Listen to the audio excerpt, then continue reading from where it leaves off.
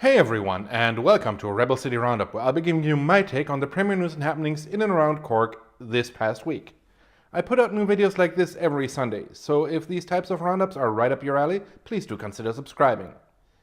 As you can see on the side of your screen today, we have yet another full episode, so without further ado, and before my battery dies, let's get going.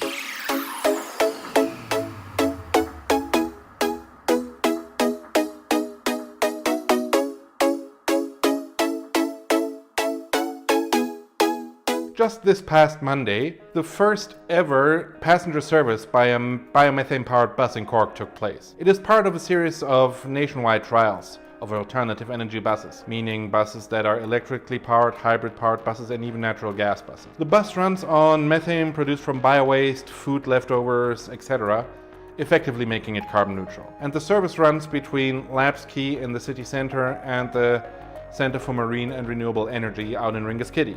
These tests come ahead of a ban on the purchasing of new diesel-powered vehicles for state transport services in July 2019. And personally, as far as I'm concerned, this is too little, too late, as usual. This transition should have happened years ago, and these types of buses should be in widespread service as far as I'm concerned. Also, methane might not be the ideal solution. I personally would have preferred fully electric vehicles. Then again, that being said, given the amount of pure bullshit produced by Irish politicians on a daily basis, maybe biomethane isn't such a bad idea after all. But then again, that's just my personal take on it. What's your view on the whole thing? Be sure to put it in the comment section below.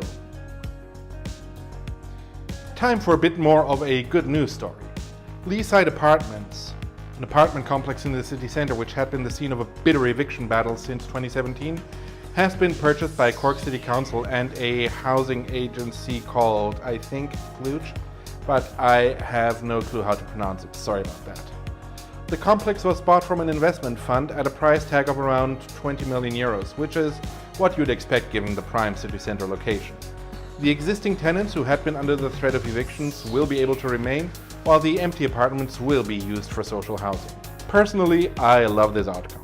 Not only for obvious reasons, but because it means that more apartments come into the social housing stock, making for a more effective way of clearing housing lists. Now, if only Cork City Council and other councils around the country could wrap their head around the concept of actually building apartment complexes instead of just simple estates, that would be great. Because simply vomiting more detached housing estates into the suburbs and into the fields surrounding Cork, like a reveler in Washington Street at 2 a.m. spreads his half-digested pizza around, is simply not the solution. It's a waste of space.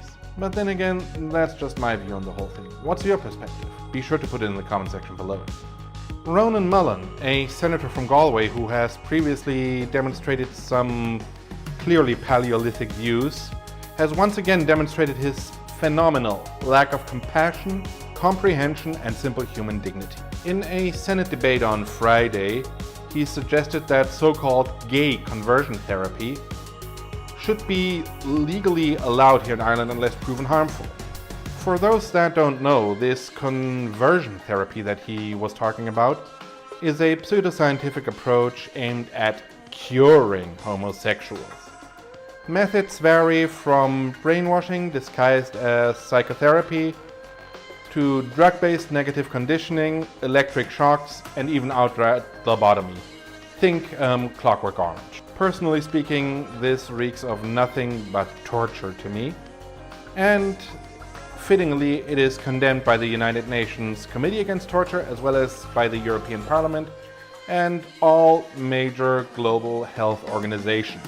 And I hope I do not have to point out just how vile, dehumanizing, and rotten this is. Both the therapy and Senator Mullen's stance towards it. Unfortunately, this type of appalling view isn't out of the ordinary for Senator Mullen. He has previously stated that there was no evidence base for mental health, likened abortion to the Sandy Hook massacre and similar events, and led opposition against the 2015 same-sex marriage referendum. In many ways, he is a throwback to the bad old days in Ireland, the days of mother and baby homes, the Magdalen laundries, industrial schools, and other atrocities. As far as I'm concerned, it is time to get this person removed from his post as senator and get him removed from public life in general. But then again, that's just my take on it. What's your view of the whole thing? Be sure to put it in the comment section below. Now for our final story of the week, I'm not even sure how to categorize it. Apart from maybe only in Ireland, or maybe even what the flock? A few months ago, an 85-year-old sheep farmer in West Cork had been found guilty of letting her sheep wander onto a public road. The law used for the conviction dates all the way back to 1851, by the way. Yes, you heard that right.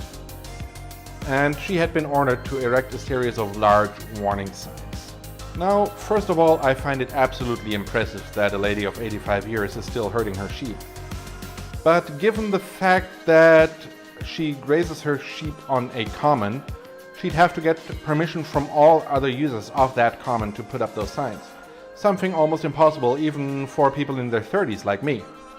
Now the whole story took a U-turn, if you want to call it that, on Thursday when the same judge who had originally ruled that she needed to put up those signs dismissed his own ruling under an Irish law that permits cases to be dismissed in certain cases depending on the triviality of the case or the age and health of those involved.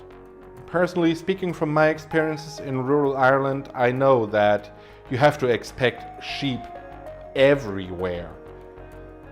Even in locations where you think, how the hell did they get there in the first place? And so this overturning of the judgment is more than fair. But then again, that's just my take on it. What do you, yes, I went there, think of this whole development? Be sure to put it in the comment section below. And that's the way it is this week. Thank you very much for watching.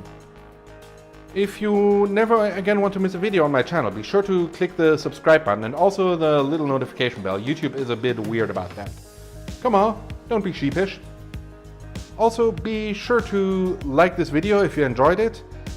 And feel free to share it with friends, family, sheep, or whoever else might be interested. If you have any feedback, criticism, comments, anything of that nature, be sure to put it in the comment section below. And please do check the video description for sources to all of these stories, as well as for links to my blogs and social media pages.